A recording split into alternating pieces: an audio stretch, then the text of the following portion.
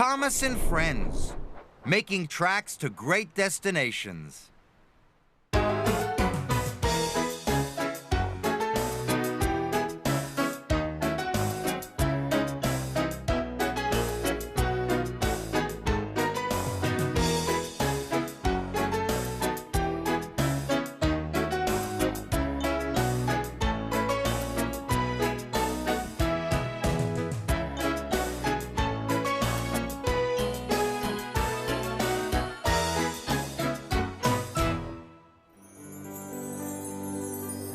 The island of Sodor is surrounded by beautiful blue sea.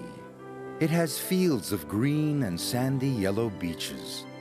There are rivers, streams, and lots of trees where the birds sing.